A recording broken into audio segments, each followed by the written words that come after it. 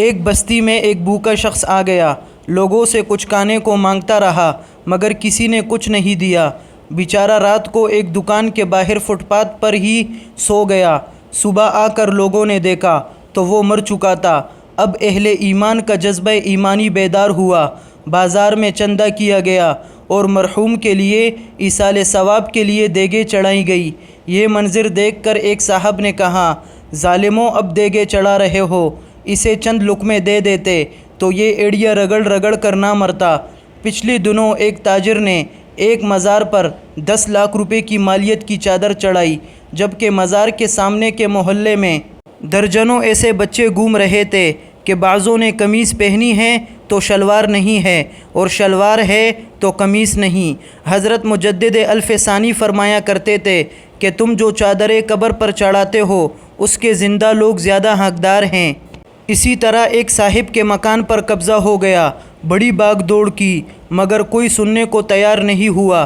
اسی دوران دفتر کی سیڑھیاں چڑھتے ہوئے اسے دل کا دورہ پڑا جو جان لیوا ثابت ہوا۔ پولیس نے پھرتی دکھائی اور دوسرے ہی دن مکان سے قبضہ ختم کروا دیا۔ فائدہ کیا؟ اب اس مکان میں اس کا سایہ آ کر رہے گا۔ کیا ہمارا جذبہ ایمانی صرف مردوں کے لیے ہے؟ ایک منٹ کو رکیے اور آنکھیں بند کر کے اپنے ارد گرد معاشرے پر نظر دوڑائیں، اپنے پڑوسیوں پر، اپنے رشتہ داروں پر، جو آپ کی گلی میں ٹیلے والا ہے اس پر، جو ایک مزدور آپ کے محلے میں کام کر رہا ہے اس پر، جو آپ کے یہاں یا آپ کے دفاتر میں چھوٹے ملازم ہیں ان پر۔ یہ سب لوگ ہمارے کتنا قریب رہتے ہیں اور ہمیں معلوم بھی نہیں ان کے ساتھ کیا کیا کچھ بیت رہی ہوتی ہے۔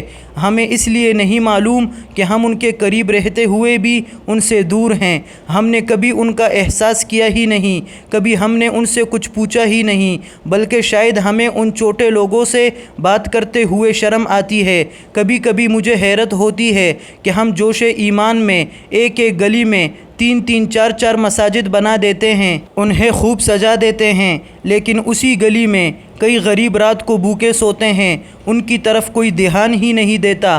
کسی بیمار کے پاس کوئی دوائی خریدنے کے لیے پیسے نہیں ہوتے، اس کی مدد کو کوئی صاحب ایمان آگے نہیں آتا۔